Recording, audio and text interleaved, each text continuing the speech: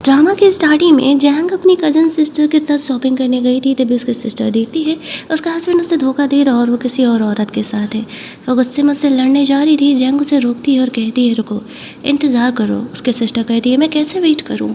जैंग कहती है मेरा पति भी मुझे पिछले 6 महीने से धोखा दे रहा है। उसकी सिस्टर कहती है तो तुम में इतना पेशेंस कहाँ से आया, क्या तुम उसे बर्दाश्त करने वाली हो। जैंग कहती है नहीं, कभी नहीं, मैं बस एक सही वक्त का इंतज़ार कर रही हूँ। कहानी यहाँ से कुछ टाइम पहले जाता है जहाँ पर कि हम लोग देखते हैं जैंग अपने लाइफ में बहुत ही खुश थी। 10 साल से वो और दुआन मैरिड थे, उनका एक बेटा भी था। अब यहाँ पर उनकी फैमिली बिल्कुल हैप्पी चल रही होती है। जैंग ने कभी एक्सपेक्ट नहीं किया था दुआन उसे कभी धोखा भी दे सकता है, लेकिन कहते हैं ना धोखा हमें उसी इंसान से मिलता है जिस पर हम सबसे ज़्यादा भरोसा करते हैं। तो कुछ यही होने वाला था।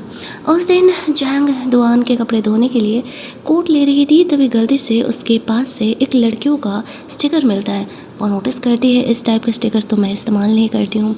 वो उससे और उससे रिलेटेड लड़कियों के सोशल मीडिया को चेक करने लगती है। एक पल को उसका डाउट दुआन के सेक्रेटरी पर जाता है।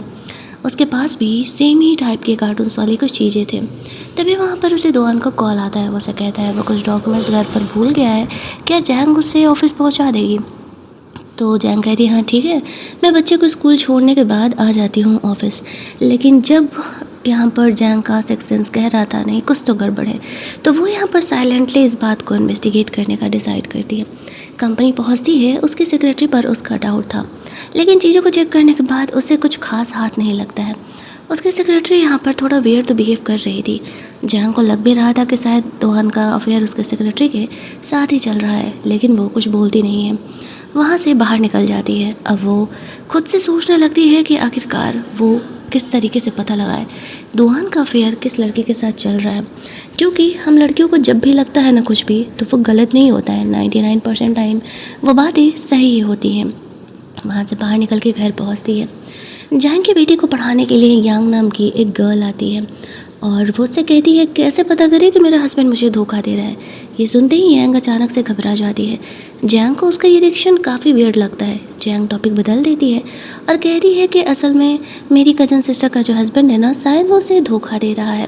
जैंग यहाँ पर बात इसलिए बदल देती है क्योंकि उससे ऐसा लगता है कि अगर दुआन के साथ चीटिंग में यांग इंक्लूडेड होगी तो फिर उसे ये बात पता चल जाएगा और वो इस बात को अभी सामने नहीं लाने देना चाह रही थी।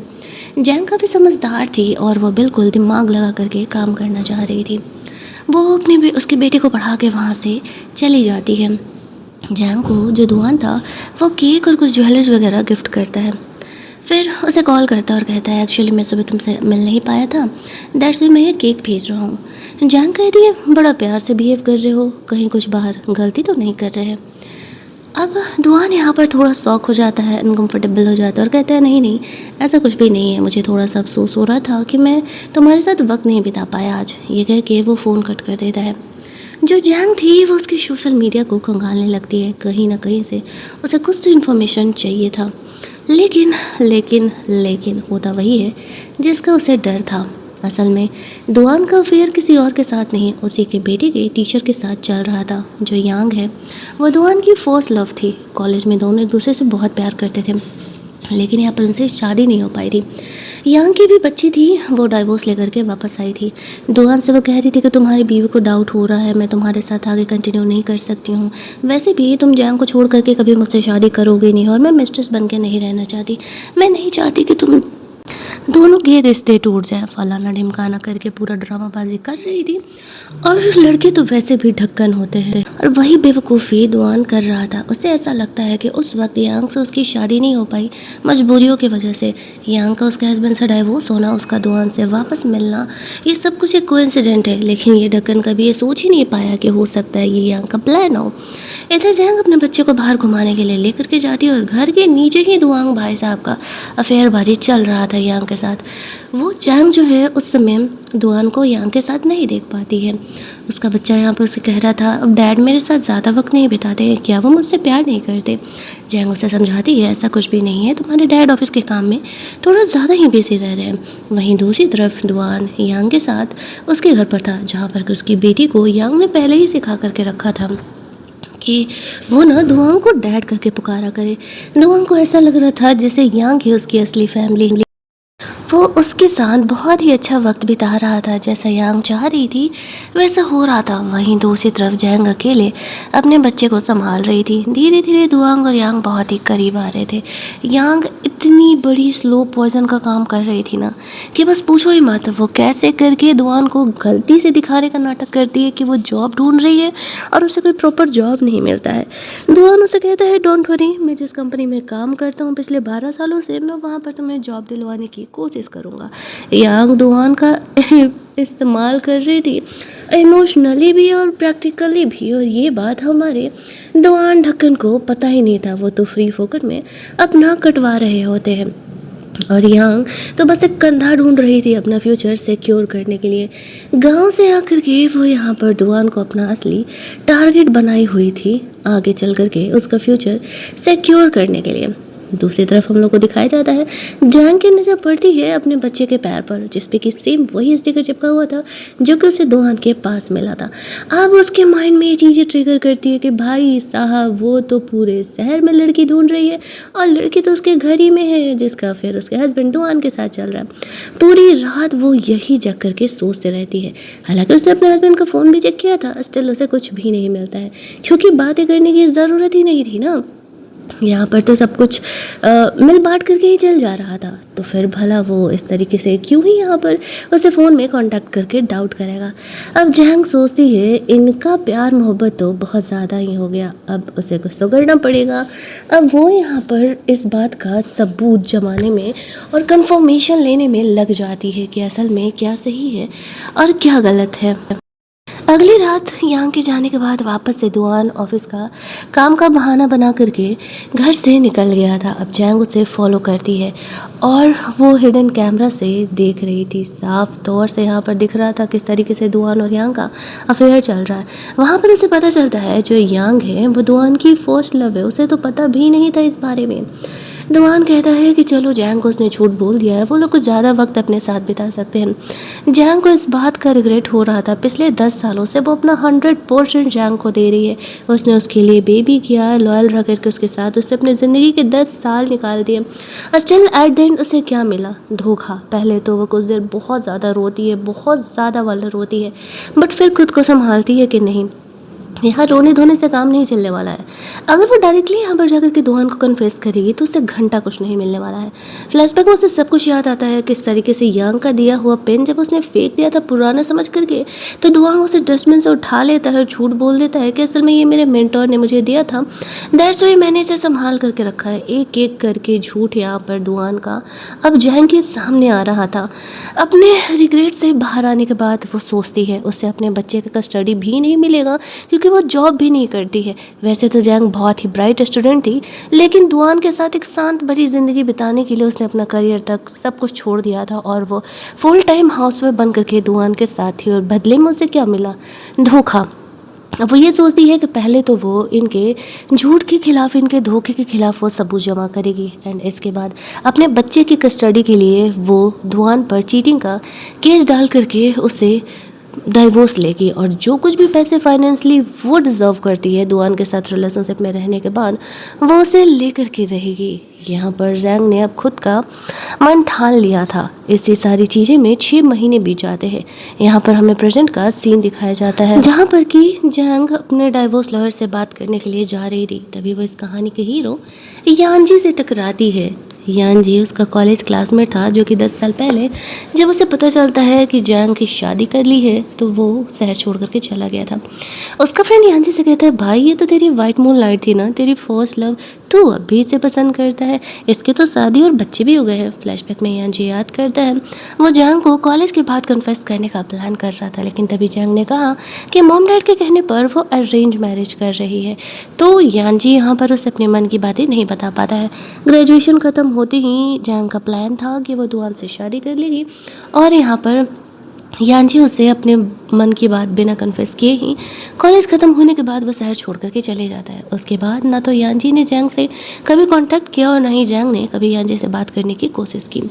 यहाँ पर वो उसे देखता है। जैंग डाइवोर्स लवर को ढूंढ रही थी, लेकिन जिस लॉयर को वो ढूंढ रही थी असल में वो अभी अदर केसेस में बिजी था, तो वो जैंग का केस नहीं ले सकता था। तभी यांजी वहाँ पर आ जाता है। जैंग उसे देख कर के ऑकवर्ड होकर वहाँ से जाने लगती है। यांजी कहता है, अब क्या तुम मुझसे बात भी नहीं करोगी? जैंग कहती है, मैं यहाँ पर डाइवोर्स लॉयर ढूंढने के लिए आई थी, हंस लो, मेरे कंडीशन पे तो तुम हंसोगी ही। यांजी कहता है, तुम्हारा डाइवोर्स हो रहा है तो मैं हंसूंगा क्यों? ये हंसने वाला बात थोड़ी है। जैंग ने एक्सपेक्ट नहीं किया था कि यांजी उसे सपोर्ट करेगा इमोशनली, ना कि उस पर हंसेगा और ना ही उसका मजाक उड़ाएगा, क्योंकि जैंग का शादी करना दुआन से जो डिसीजन था वो गलत निकला। यांजी अपने दोस्त को कहता है, ये एक बड़ा लॉयर है और ये तुम्हारा केस ज़रूर लेगा।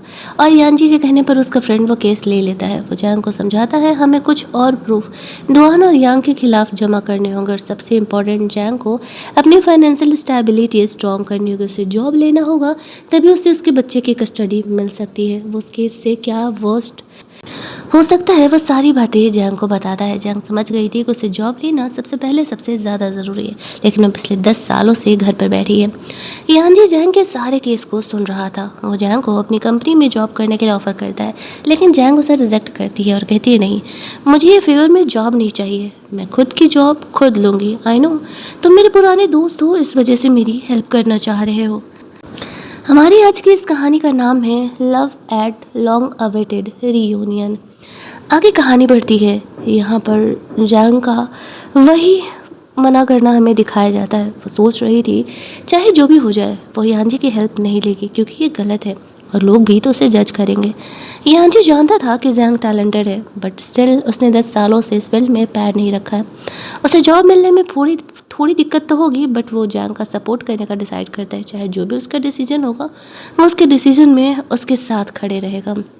वो दोनों अगले दिन मिलने का डिसाइड करते हैं, वैसे ही पुरानी जगहों पर पुराने काम करने के लिए, मस्तीबाजी करने के लिए, जो कि कॉलेज टाइम में यांजी और जैंग दोस्त होने के बाद किया करते थे। जैंग को एहसास भी नहीं है यांजी उससे कितना प्यार करता था और स्टिल कितना प्यार करता है।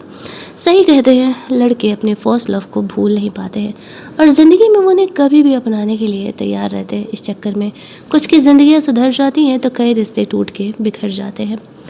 यांजी यहाँ पर अपने दोस्त को जैंग का केस संभालने के लिए बोल देता है। इधर जो दुआन था वो यांग के पैर भी लगा रहा था अपनी कंपनी में। वो यांजी की कंपनी में काम किया करता था।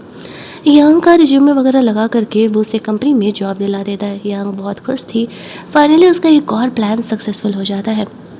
दुआन तो यहाँ पे सोच रहा था, ओह मेरी पुअर फर्स्ट लव कितनी इनोसेंट है, कितनी भोली भाली सी है, बचाओ दुनिया की मारी, मैं उसे प्रोटेक्ट करूँगा।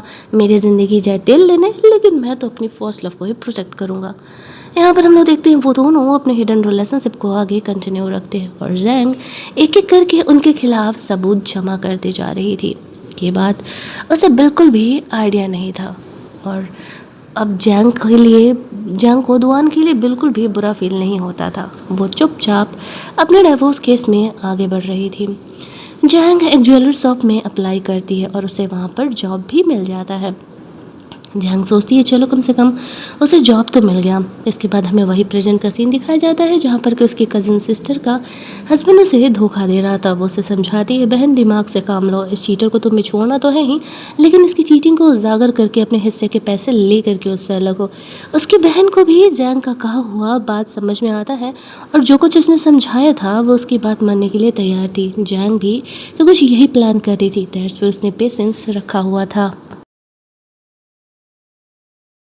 दूसरी तरफ हम लोग यांजी को देखते हैं और अब वो अपनी कंपनी को बहुत ज़्यादा ही सीरियसली संभाल रहा था और दुआन पर तो स्पेशल नज़र रखा हुआ था। साथ ही में जैंग की पिछली 10 साल की ज़िंदगी क्या चल रही थी वो उस पर भी नज़र रखा हुआ था। जैंग यहाँ पर अब धीरे धीरे करके खुद को और फाइनेंशियली स्टेबल करने का कोशिश कर रही थी। वो बीच बीच में सारे अपडेट यांजी को देती रहती थी क्योंकि उसे पता था यांजी उसका यहाँ पर हेल्प कर रहा है और वो उसे दुआन के बारे में बताते रहता था कि किस तरीके से उसने यांग को भी कंपनी में रख लिया है। उस शाम जब यांग आती है तो वो खुद ही यांग को बता देती है कि उसे दुआन की कंपनी में जॉब मिल गया है, तब वो उसके बेटे को पढ़ाने के लिए नहीं आ पाएगी। दुआन यहाँ पर आता है, वो थोड़ा ऑकवर्ड था, उसे लग रहा था कि कहीं यांग को इस बारे में पता न चल जाए। एक्चुअली यहाँ पर यांग बहुत ही नॉर्मलाइज फील करती है और उसे दिखाती है उसे कोई प्रॉब्लम नहीं है, ये तो इनफैक्ट बहुत अच्छा है, यांग इतनी अच्छी लड़की है और उसे दुआन की कंपनी में जॉब मिल गया है तो दुआन यहाँ पर उसकी कंपनी में ख्याल रख पाएगा। वो उसे कुछ बोनस के तौर पर दुआन के अकाउंट से पैसे भी भेज देती है। वो ये सब कुछ इसलिए कर रही थी ताकि डाइवोर्स के टाइम पर उसे ये चीज़ उसके फेवर में काम कर सके। कि रिलेशनशिप में रहने पर भी वो अपनी मिस्ट्रेस को इस तरीके से पैसे भेजा करता था। अब इनका कोई ऑफिशियली रिकॉर्ड तो था नहीं कि उसने उसे पैसे क्यों भेजे थे, तो वो उनके काम में आ सकता था। बाद में दुआंग जाकर के यांग को फ़ोन पर डांट भी लगा रहा था कि उसने उसे ये बातें क्यों बता दी। यांग का कहना था आज नहीं तो कल ये बात जैंग को पता चलना था ना, इसी वजह से मैंने ये बातें उसे बता दी। लेकिन दुआंग को नहीं पता था कि वो उल्लू है और उल्लू बनता जा रहा था। ये सब कुछ यांग ने जानबूझ करके किया था। वहीं दूसरी तरफ जैंग ऐसे दिखा रही थी जैसे कि उसे कुछ भी पता ही नहीं है। डुआन यहाँ पर बिल्कुल नॉर्मल यहाँ पर यांग के सामने आता है और जैंग के सामने आता है और जैंग ये दिखाती है कि वो असल में कुछ ज़्यादा ही बिजी है, तो वो दुआन की बातों को सुन नहीं पाएगी। वो बस अपने बेटे को उसे बहलाने फुसलाने के लिए बीच में रख देती है। अगले दिन वो दुआन और यांग की बातों को सुन रही थी। यांग इमोशनल ड्रामा करके यहाँ पर दुआन को अपने करीब खींच रही थी और उसे कैसे न कैसे करके ये दिखा रही थी कि वो कितनी बेचारी है और वो जल्दी ही जैंग को डाइवोर्स दे करके आ जाए, वो उसके साथ अब पूरी ज़िंदगी रहना चाहती है। डुआन को भी इस बात का लग रहा था कि किस्मत उसे दोबारा मौका दे रही है, तो इस बार वो यांग को खुद से दूर नहीं होने देगा। एक बार वो उससे शादी नहीं कर पाया, दोबारा वो उसे खुद से दूर नहीं होने देगा। जैंग को ये सब कुछ देख सुन करके बहुत ही बुरा लग रहा था, अपने ज़िंदगी पर रिग्रेट हो रहा था। ज़िंदगी के 10 साल उसने यूं ही वेस्ट कर दिए थे। तभी उसे यांजी का कॉल आता है और वो लोग अपने पुराने कॉलेज साथ में घूमने के लिए जाते हैं। एक टाइम पर वो दोनों यहाँ पर पढ़ा करते थे। काफ़ी कुछ चीज़ें यांजी भी यहाँ पर जैंग से डिस्कस करती है कि वो समय कितना अच्छा था, हम इतने फ्री थे और शायद मैंने अपने लाइफ का इतना बड़ा गलत डिसीजन नहीं लिया था। और जैंग वहाँ के अपने हैप्पी टाइम को याद कर रहा था जब वो यांजी से प्यार किया करता था और वो उसकी फर्स्ट लव थी, तो वो कितना खुश रहता था यांजी के साथ क्लासेस लेकर के और उसके साथ यहाँ पर वक्त बिता करके। अगला सीन हमें दिखाया जाता है जहाँ जैंग ज्वेलरी शॉप पर काम कर रही थी। यांजी दूर से उसे देख रहा था। बहुत सारे कस्टमर्स को वो अपनी ज्वेलरी सेल कर देती। तभी दुआन यांग के साथ वहाँ आ जाता है। वो यांग के लिए कुछ खरीदने आया था, लेकिन जैंग को देख करके वो दोनों यहाँ पर चौंक जाते हैं। दुआन झूठ बोलने लगता है कि असल में वो कंपनी के क्लाइंट के लिए कुछ चीज़ें लेने के लिए आया था, उसे आइडिया नहीं था, इसी वजह से उसने यांग को साथ चलने के लिए कह दिया। जैंग भी बहुत ही नॉर्मल दिखाती है, जैसे कि उसे उनके रिलेशन से कोई प्रॉब्लम नहीं है। इनफैक्ट वहाँ पर उन्हें अच्छे खासे ज्वेलरी सेंड करती है, लेकिन वो दुआन के अकाउंट से पेमेंट करवाती है ताकि इन सारी चीज़ों को वो ऐड अप कर सके कि वो शादी के बाद ऐसे धोखा दे रहा है और उसके जो उनके मैरिज के पैसे हैं वो मिस्ट्रेस पर उड़ा रहा है। ये सब कुछ यांजी देख रहा था। वो समझ जाता है कि जैंग बहुत ही समझदार है। उसके जाने के बाद वो जैंग का हेल्प करना चाह रहा था, तो और भी कुछ गोल्ड की ज्वेलरीज बाई करने के लिए चले जाता है। जितने भी वो जैंग के नाम पर ज्वेलरीज बाई करेगा तो कमीशन वगैरह उसे मिलेगा। दुआन और यांग बाहर निकलते हैं। यांग उसे कहती है और कितने दिन मुझे इंतज़ार करना पड़ेगा, मैं ऐसे मिस्ट्रेस बन के तुम्हारी ज़िंदगी में नहीं रहना चाहती हूँ। मुझे साफ दिख रहा है तुम कितनी मेहनत कर रहे हो मुझे और जैंग दोनों को संभालने के लिए, लेकिन तुम्हें दोनों में से किसी एक को तो चूज करना पड़ेगा ना, मैं ऐसे तो तुम्हारे साथ नहीं रह सकती ना।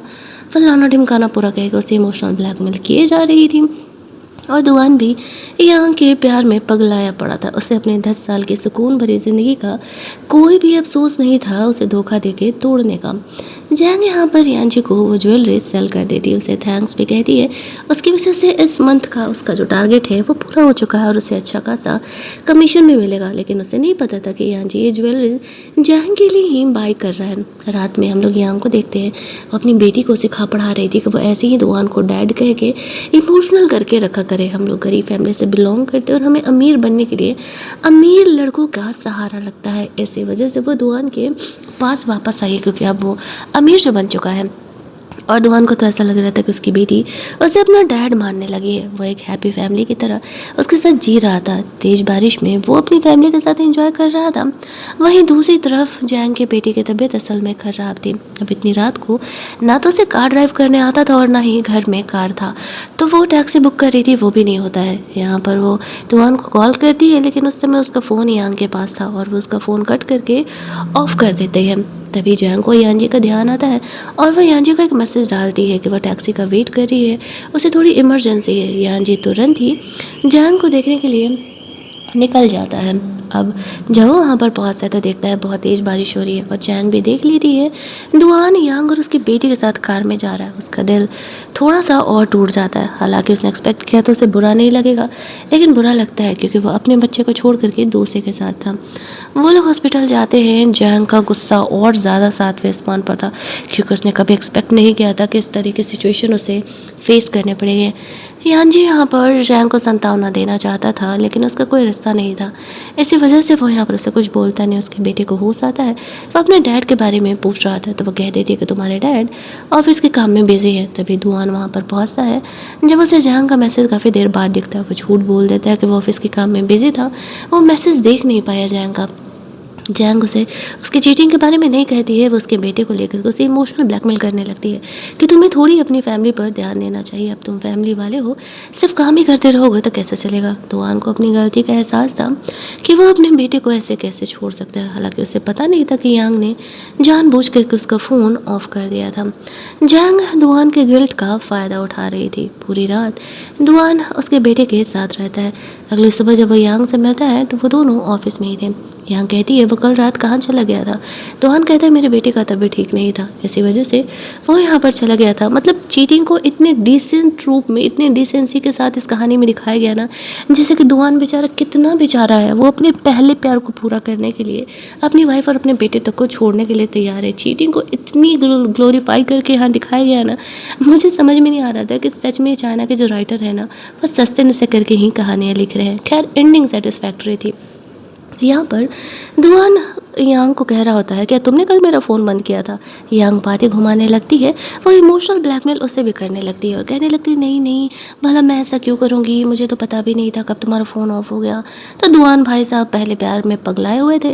वो यांग की बातों को मान लेते और सोचते नहीं नहीं, ये बेचारी इतनी सीधी है, जब मुझसे प्यार करती थी तो इतनी अच्छी थी, भला ये ऐसा कैसे कर सकती है, वो मेरी ही वाइफ और मेरे ही बच्चे को कैसे हर्ट कर सकती है। यांग इसी इमोशन का तो फ़ायदा उठा रही थी। बात बात पे वो रो दिया करती थी और दुआंग उसकी बातों में आ जाता था।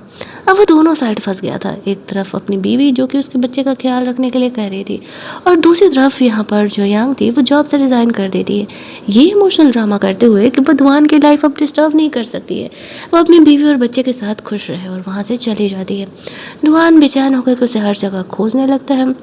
वो तो अपना घर भी छोड़ चुकी थी। अब दुआन को वही याद आता है कि जब वो दोनों कॉलेज में प्यार करते थे तब वो यांग से शादी नहीं कर पाया था। वो भी यांग की तरह ही गरीब हुआ करता था, लेकिन उसे पता नहीं था कि उसने जानबूझ करके दुआन को छोड़ा है, एक अमीर आदमी से शादी कर लिया। भले ही बाद में वो दोनों भी अलग हो गए थे।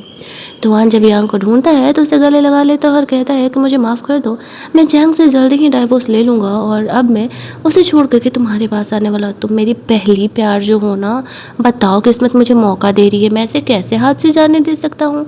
यांग आंसुओं का सहारा ले करके उसे और भी गिल्टी फील कर रहा थी, लेकिन ये सब कुछ उसका प्लान था। दूर से यांजी और जैंग देख रहे थे। ना जाने क्यों जैंग वापस से रोने लगती है। वो इतनी इमोशनल फूल खुद को फील कर रही थी। यांजी यहाँ पर उसे समझाता है एक चीटर के लिए रोने का कोई फ़ायदा नहीं है। जैंग खुद को संभाल लेती है। अगली रात दुआन और यांग साथ में बैठ करके डिनर कर रहे थे। जैंग को पता था वो क्या बोलने वाला है। दुआन सीधे कहता है कि वो जैंग से डाइवोर्स लेना चाहता है। जैंग यहाँ पर इमोशनल होने की एक्टिंग करते हुए रोने धोने लगती है और दुआन से पूछने लगती है क्या उससे कोई गलती हो गई है, वो उसके साथ ऐसा बिहेवियर क्यों कर रहा है और वो क्यों अलग होना चाह रहा है। दुआन उसे कहता है नहीं, गलती तुम्हारी नहीं है, शायद मैं इन 10 सालों में कभी तुमसे प्यार कर ही नहीं पाया और अब मैं तुम्हारे साथ नहीं रह सकता हूँ। मुझे मेरी ज़िंदगी का सो कॉल्ड लव वापस मिल गया है। जैंग इमोशनल फूल की तरह रोने लगती है। उसे रोकने का कोशिश करती है कि आखिरकार वो मेरे साथ ऐसा क्यों कर रहा है।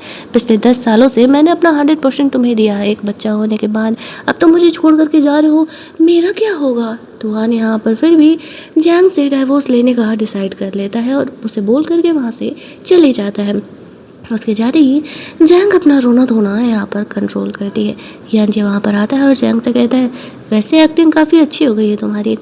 जैंग उसे कहती हाँ करना पड़ता है, और अब मैं दुआन पर केस डालने वाली हूँ। उसे क्या लगा वो इतनी आसानी से मुझसे पीछे छुड़ा लेगा? मैं इतनी भी बेवकूफ़ नहीं हूँ। वो लॉयर के पास जाती है और इतने दिनों में जो कुछ भी उसने सबूत जमा किए थे वो सब कुछ उस लॉयर को दे देती है। वो कहता है यहाँ तो बहुत ही तगड़ा केस बनने वाला है, डोंट वरी, मैं कभी तुम्हें हारने नहीं दूंगा और मैक्सिमम कंपनसेशन मैं तुम्हें दिलाने वाला हूँ। जैंग खुश थी, कम से कम इस टूटे रिश्ते के साथ उसे कुछ फाइनेंशियल स्टेबिलिटी तो मिल जाएगी, और एक चीटर को सज़ा दिलाने में जो सुकून है वो जैंग को मिलेगा। यांजी की हेल्प की वजह से ये सब कुछ जैंग के लिए बहुत ही आसान हो गया था। उसका फ्रेंड उसे छेड़ता भी है, जैसे बंदी को देखते रहेगा जाकर के उसे कन्फेस भी कर, लेकिन यांजी भी ऐसा कुछ नहीं करने वाला था। वहीं दूसरी तरफ जो दुआन था यहाँ पर अब डाइवोर्स केस करना चाह रहा था, तो उससे पता चलता है कि उल्टे जैंग ने उस पर डाइवोर्स केस फाइल कर दिया है। वो यहाँ पर ड्रंक होने की एक्टिंग कर रही थी और दुआन को ये दिखा रही थी कि वो उससे इतना प्यार करती है कि वो उसके बिना रह नहीं पा रही है। लेकिन दुआन अपना डिसीजन बदलने के लिए तैयार नहीं था। वो अब भी अपनी गुड गर्ल की एक्टिंग को कंटिन्यू करती है। दुआन अपनी कुछ ज़रूरी चीज़ों को लेकर के वहाँ से निकल जाता है और यांग से मिलता है। यांग को बताता है कि उसने जैंग से डाइवोर्स लेने का डिसाइड कर दिया है। तो वो इस बात को लेकर के खुश हो जाती है और सोचती है फाइनली जिस प्लान के साथ यहाँ पर वो आई है वो प्लान पूरा हो रहा है। जैंग से अलग होते ही वो और दुआन दोनों शादी कर लेंगे और वो भी अमीर बन जाएगी। इधर यांजी धीरे धीरे जैंग के लाइफ में कुछ ज़्यादा ही अब इंटर कर चुका था। उसके बच्चे से उसकी अच्छी खासी दोस्ती भी हो गई थी और वो उसे अंकल कह के पुकारा करता था। हालांकि जैंग ने कभी सोचा नहीं था कि यांजी के साथ उसकी फैमिली कंप्लीट हो सकती है। अगले दिन केस की बारी आती है। जैंग ने एक एक करके जो पत्ते खोले हैं ना, दुआंग और यांग की चीटिंग के काला चिट्ठा सबके सामने ला करके रख दिया है। दुआन तो शौक ही था कि ये बात इस जैंग को 6 महीने पहले से ही पता है कि वो यांग को लेकर के चीट कर रहा है। स्टिल वो इतनी काम कैसे थी?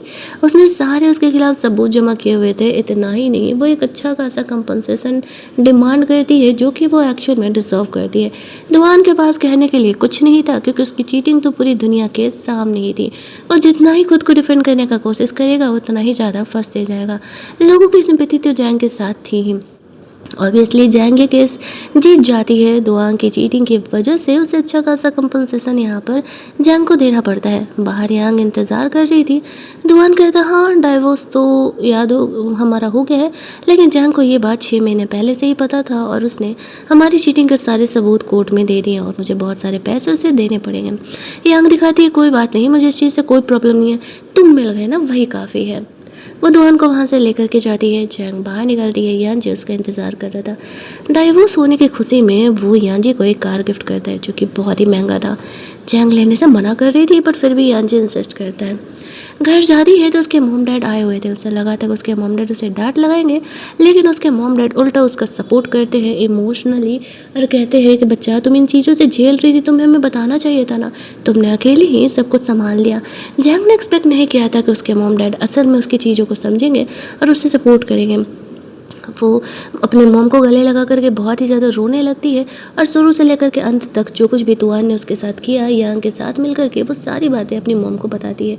उसके मॉम डैड तो बहुत ही ज़्यादा दुआन से गुस्सा थे कि वो ऐसा कैसे कर सकता है, लेकिन जैंग उसे कहती है फाइनली अब चीज़ें ठीक हो चुकी है। अब जैंग वो डाइवोर्स केस जीत चुकी थी। वो और यांजी बैठ कर के साथ में लंच वगैरह कर रहे थे। यांजी उसे कहता है अब चलो जब तुम्हारा डाइवोर्स हो ही गया है तो मैं वापस से तुम्हें अपनी कंपनी में आने के लिए इनवाइट कर रहा हूँ। जैंग उसे कहती है ठीक है।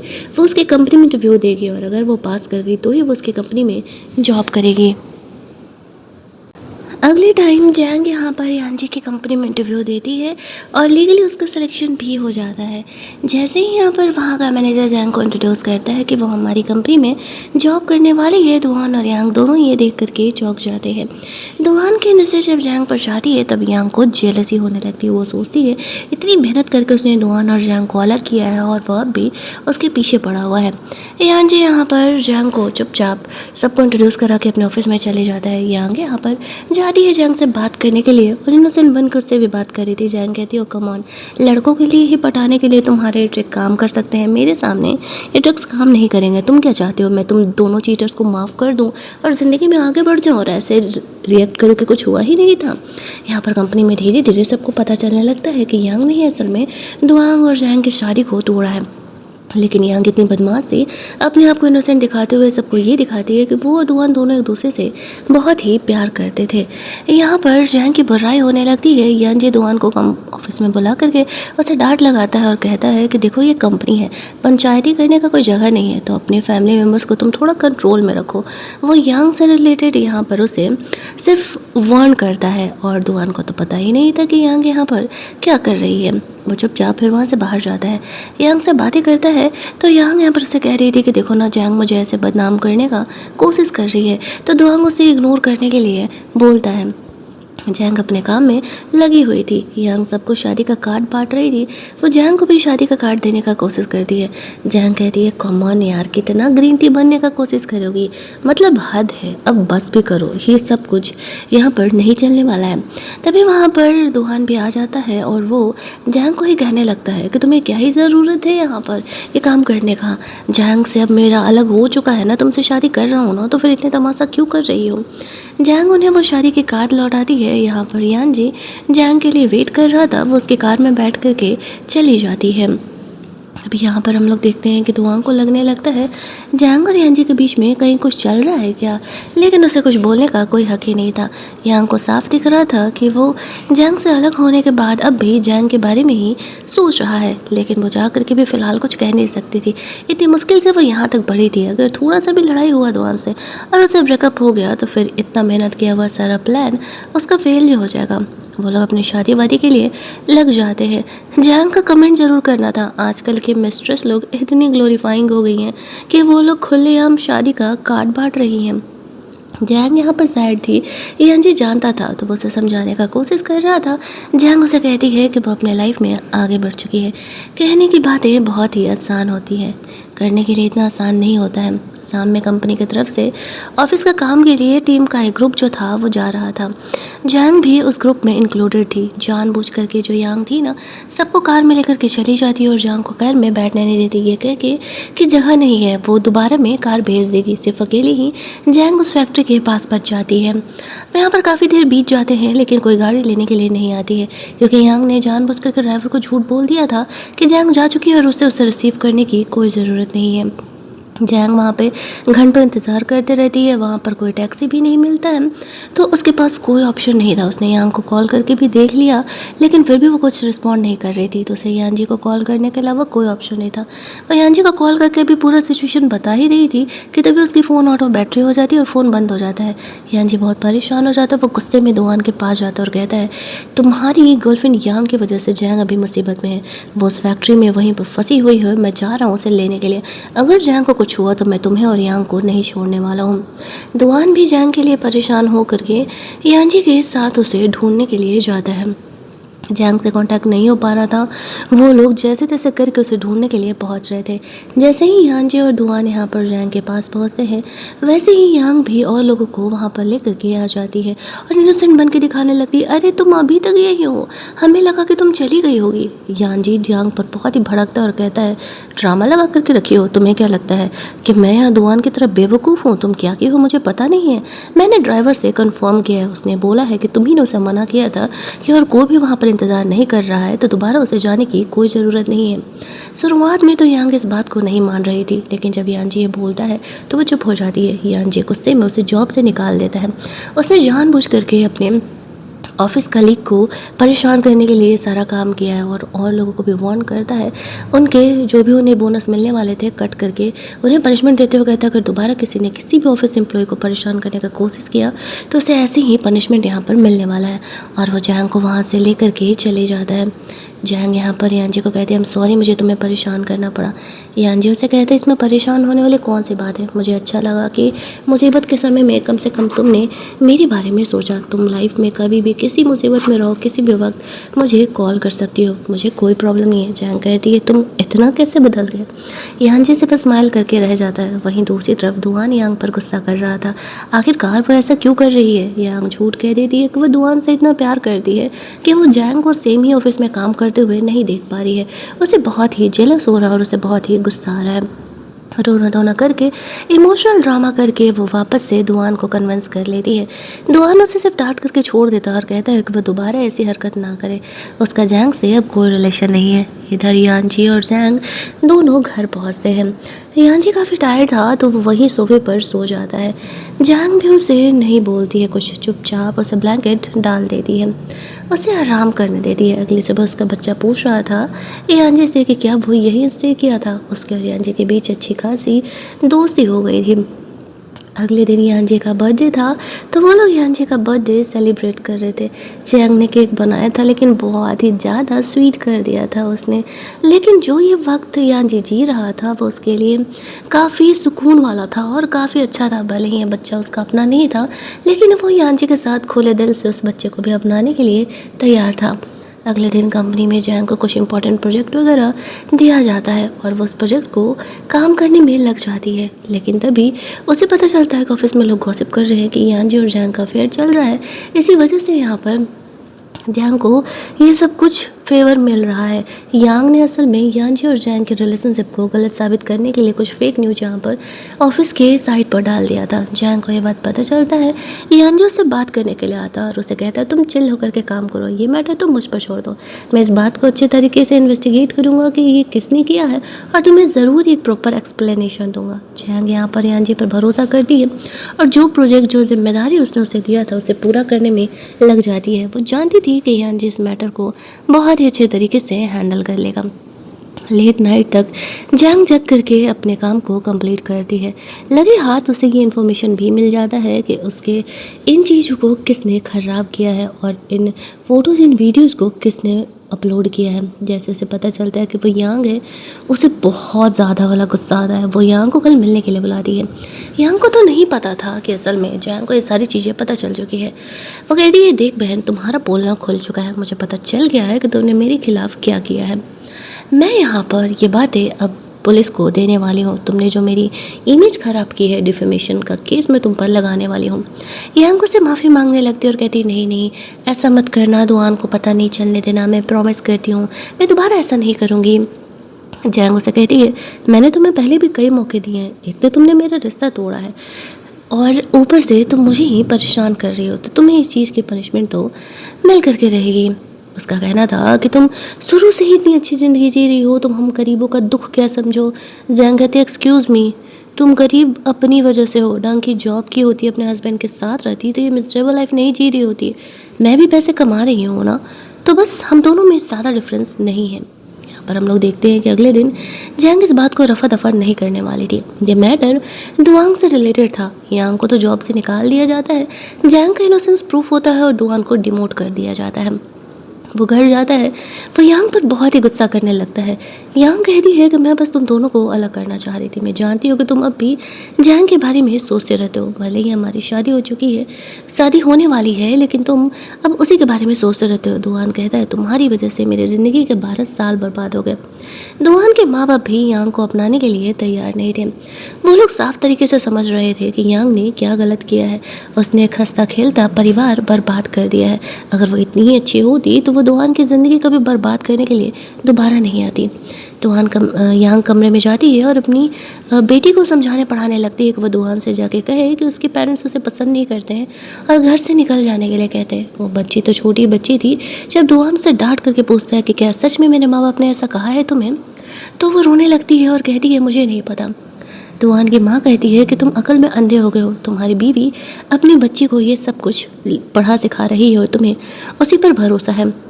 कहीं ना कहीं ये बात दुआन को भी पता था कि यांग अपनी बच्ची को ये सब कुछ सिखा रही है और उसे बहुत गुस्सा आता है। जब उसका कहा उसकी बेटी नहीं कर पाती है तो गुस्से में कमरे में यांग जाती है और उसे डांटने लगती है कि तुमसे एक काम ढंग से नहीं हो पाता है। तभी दुआन यहाँ पर आता है और वो यांग की सारी बातों को सुन लेता है। उस पर गुस्सा करते हुए कहता है मतलब ये तो हद कर दिया तुमने, तुम अपनी बच्ची को सिखा रही हो कि वो ज़बरदस्ती मुझे डैड कहे, जो कि वो मुझे अपना बाप मानने के लिए तैयार नहीं है। तुम इतनी वीसियस कब से हो गई? मुझे तो रिग्रेट हो रहा है अपने डिसीजन पर। तुम्हारी जैसी लड़की के लिए मैंने जैंग जैसी परफेक्ट लड़की, परफेक्ट वाइफ को छोड़ दिया। मेरा एक हंसता खेलता परिवार था, मैंने उसे अपने हाथों से बर्बाद कर दिया तुम्हारी जैसी वीसियस गर्ल के लिए। वैसे भी हमारी शादी हुई नहीं है, हम यहीं पर इन चीज़ों को ख़त्म करते हैं। मैं तुमसे ब्रेकअप कर रहा हूँ, अपना सामान बांधो और निकल जाओ यहाँ से। यांग का जो इतने टाइम से प्लान चल रहा था वो सब कुछ बर्बाद हो गया, सब कुछ रखा रह गया। दुआन ने यांग को फाइनली छोड़ दिया और कहीं ना कहीं अब उसे इस बात का रिग्रेट हो रहा था कि इतनी सुकून भरी उसकी ज़िंदगी थी, पिछले 10 साल में वो अपने हाथों से सब कुछ बर्बाद कर चुका है। लेकिन जो यांग पर केस लगा था, अब उस वजह से उसे जेल जाना पड़ेगा। जो कुछ उसने जैंग के साथ किया वो इस बात को जाने नहीं देने वाली थी, भले ही 6 महीने के लिए सही, लेकिन यांग को जेल जाना तो तय था। और दुआन यहाँ पर उसकी मदद नहीं करने वाला था। वो कहता है तुमने जो किया उसका पनिशमेंट तो तुम्हें मिल करके रहेगा। वो जैंग से बात करने के लिए घर जाता है, लेकिन तभी वहाँ पर यांजी भी आया हुआ था। अब जो खुद उसका बेटा था वो अपने डैड में कोई इंटरेस्ट नहीं दिखा रहा था, वो उससे ज़्यादा यांजी के आने से खुश था। यांजी और जैंग के नज़दीकियों को देख करके दुआन समझ जाता है कि शायद अब इस फैमिली में उसका कोई जगह नहीं है। शायद यांजी ने अब वो जगह ले लिया और वो चुपचाप वहाँ से चले जाता है। घर जाकर के अपने 10 साल के यादों को, अपने और जैंग के साथ फ़ोटोज़ वीडियोज़ को वो देख करके काफ़ी इमोशनल हो रहा था। वो याद करता है वो जब भी काम से थका रहता था, जब भी उसे इमोशनल सपोर्ट की ज़रूरत होती थी, हर वक्त जैंग ने उसका साथ दिया है, उसका सपोर्ट किया है। उस लड़की ने अपना करियर तक छोड़ दिया जहाँ दुआन के साथ रहने के लिए, और दुआन ने क्या किया, एट द एंड उसे धोखा दिया। अपने परिवार को उसने खुद ही बर्बाद कर लिया। इन सारी चीज़ों को याद करके वो रोने लगता है। अगले दिन जैंग ने एक बड़ा केस सॉल्व किया था अपनी कंपनी के लिए, एक बड़ा कॉन्ट्रैक्ट साइन किया था, तो सारे इसी खुशी में पार्टी मना रहे थे। दुआन यहाँ पर जैंग से बात करने के लिए जाता है और कहता है उसने यांग से ब्रेकअप कर लिया है, क्या वो उसे दोबारा चांस नहीं दे सकती है। जैंग कहती है चांस ही नहीं बनता है, मैं तुमसे अब प्यार नहीं करती। ये कह के वो वहाँ से ही चली जाती है। यांजी दुआन से बात करने के लिए जाता है। वो कहता है मैंने तुम्हें वार्न किया था, तुम अपनी फैमिली मेम्बर्स को संभाल करके रखना। दुआन कहता है मुझे पता है कि तुम जैंग से प्यार करते हो। यांजी कहता है ओह इतना ऑब्वियस है क्या। दुआन कहता है मैंने तो सब कुछ अपने हाथों से खो दिया। यांजी कहता है हाँ, और तुम्हारे जैसा ढक्कन इंसान मैंने कभी नहीं देखा। जब तुम्हारी लाइफ परफेक्ट थी, तुम्हारे पास सब कुछ था, तो फिर तुम्हें अपने पास्ट में वापस नहीं जाना चाहिए था। पास्ट हमेशा पास्ट ही होता है। इंसान को अपने प्रेजेंट के बारे में और फ्यूचर के बारे में सोचना चाहिए। एक परफेक्ट लाइफ होने के बाद भी तुमने वो गलती की जो कि तुम्हें कभी नहीं करना चाहिए था। और थैंकफुली जैंग समझदार है, वो तुम्हारे पास कभी नहीं आने वाली है। दुआन कहते मैं जानता हूँ, इसी वजह से मैं अब इस कंपनी में नहीं रहने वाला हूँ। ये बहुत ही ऑकवर्ड है मेरे लिए और मैं इस कंपनी से रिज़ाइन कर रहा हूँ। यांजी उसका रेजिग्नेशन एक्सेप्ट कर लेता है। फिर वो लोग पार्टी में वापस लौटते हैं और यांजी खुशी में बहुत ज़्यादा ही ड्रिंक कर लेता है। जैंग उसे संभालते हुए घर लेके जाती है। थोड़ा ड्रंक तो वो भी थी। यांजी यहाँ पर कन्फेस करता है कि वो जैंग से प्यार करता है। जैंग को लगता है कि शायद वो ड्रंक है, इसी वजह से वो बकवास कर रहा है, लेकिन यांजी उसे कहता है कि नहीं, वो उससे कॉलेज समय से ही प्यार करता है। लेकिन जब उसे पता चला कि जैंग ने शादी करने वाली है, तो इसी वजह से उसने अपनी फीलिंग उसे नहीं बताई। जैंग उसे वहीं पर आराम करने के लिए छोड़ देती है। वो सोचती है कि वो अगली सुबह इस बारे में यांजी से बात करेगी कि क्या ये बात सच है या झूठ। और अगली सुबह जब यांजी की नींद खुलती है तो जैंग कल बनाए हुए कुछ फ़नी वीडियोस दिखा रही थी। यांजी बहुत ही ऑकवर्ड फील करने लगता है और ऑफिस के बहाने वहाँ से निकल जाता है। लेकिन वो दोनों इस टॉपिक पर वापस से बात करते हैं, जहाँ पर कि वो उसे कन्फेस करता है कि असल में वो जैंग से कॉलेज के टाइम से ही प्यार करता है, बस उसे कभी ये बात बता नहीं पाया। कुछ सोचने के बाद जैंग यहाँ पर यांजी को मौका देने के लिए तैयार थी। वो यांजी के साथ बॉयफ्रेंड गर्लफ्रेंड वाले रिलेशनशिप में आने के लिए तैयार थी।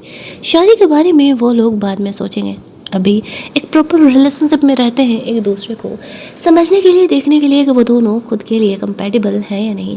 यांजी इतने से ही खुश था, फाइनली उसका प्यार उसकी ज़िंदगी में वापस जो आ रहा था।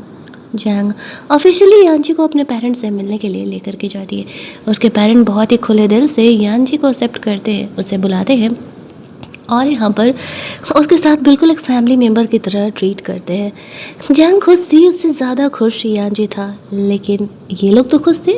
एक इंसान खुश नहीं था, वो थी यांजी की मॉम, क्योंकि वो चाहती थी कि यांजी किसी और लड़की से शादी करे। अब आज के भी टाइम में एक डिवोर्स वुमेन से शादी करना थोड़ा मुश्किल तो है अगर प्रैक्टिकली बात करें तो। फिर यहाँ पर यांजी अपनी मॉम को क्लियर कर देता है कि वो जैंग से बहुत ही प्यार करता है और चाहे जो भी हो जाए वो जैंग के अलावा किसी और से शादी करने के बारे में सोच भी नहीं सकता है। अगर वो मानी तो ठीक, नहीं मानी तो भी ठीक, शादी तो वो जैंग से ही करेगा। ये कह के वो जैंग के साथ वहाँ से उन्हें लेकर के चले जाता है। अगले दिन उसकी माँ जैंग को मिलने के लिए बुलाती है और जैंग से बात करने के बाद वह समझ जाती है कि यांजी सच में जैंग से बहुत ही प्यार करता है और कहीं ना कहीं जैंग उसके लिए सही लड़की है, तो वो उनके रिलेशनशिप को ओके कर देती है। कहती है कि मैंने पूरी ज़िंदगी तो पैसे कमाने में ही निकाल दिया, मैं यांजी के बचपन में उसके साथ नहीं रह पाई थी, मुझे इस बात का रिग्रेट है और मैं तुम दोनों के रिश्ते को तोड़ करके एक और रिग्रेट नहीं करना चाहती हूँ। जैंग खुश थी कि कम से कम उसकी माँ ने उनके रिलेशनशिप को एक्सेप्ट कर लिया। अगले दिन वो लोग कुछ फैमिली फ़ोटोज़ लेने वाले थे। यांजी ने कभी एक्सपेक्ट नहीं किया था कि असल में यहाँ पर उसकी माँ भी इनके रास्ते को एक्सेप्ट करके आने वाली है। जब उसकी माँ यहाँ पर आती है तो ये देख करके यांजी बहुत ही खुश हो जाता है। वो दोनों इसके बाद हैप्पी एवर आफ्टर रहने लगते हैं। यहाँ पर हमें कहानी की एंडिंग में यांजी की वाइफ सिस्टर को दिखाया जाता है, जिसको कि कहानी के स्टार्टिंग में जैंग ने कहा था डाइवोर्स लेने के लिए, लेकिन दिमाग से वो काफ़ी हैप्पी मूड के साथ यहाँ पर जैंग के पास आती है और उसे वो कुछ गोल्ड की ज्वेलर्स देते हुए कहती है कि देखो ये मेरी तरफ से तुम्हारे लिए थैंक यू गिफ्ट है। अगर तुमने उस समय मुझे इस दिमाग से काम लेने के लिए नहीं कहा होता, मेरे हस्बैंड की चीटिंग का प्रूफ जमा करने के लिए नहीं कहा होता, तो मैं बेवकूफ़ों की तरह जा करके ओवर रिएक्ट करती और फिर डाइवोर्स के बाद मुझे घंटा कुछ नहीं मिलता। लेकिन तुम्हारी वजह से आज मेरे पास अच्छे खासे कंपनसेशन के पैसे हैं। डाइवोर्स तो मुझे दोनों ही कंडीशन में होना था। इसके बाद हमारी ये कहानी यहीं पर एंड कर दी जाती है। आई नो इस कहानी में कोई किसिंग सीन नहीं है, कोई रोमांटिक सीन नहीं है, लेकिन कहानी को काफ़ी डेप्थ के साथ लिखा गया है। एक इंसान का गिल्ट दिखाया गया है और गलत डिसीजन के बाद क्या कुछ हो सकता है, ये सारी चीज़ें यहाँ दिखाई गई हैं। काफ़ी सिंपल स्टोरी होने के बाद मुझे तो ये कहानी अच्छी लगी। अगर आपको ये कहानी अच्छी लगी होगी तो वीडियो को लाइक और शेयर करना मत भूलना। चैनल को सब्सक्राइब कर लेना ताकि नए वीडियोज़ की नोटिफिकेशन आपसे मिस ना हो। चलिए जल्दी से मिल लेते हैं हम लोग एक और नई कहानी के हिंदी एक्सप्लेनेशन में। तब तक के लिए कीप लिसनिंग।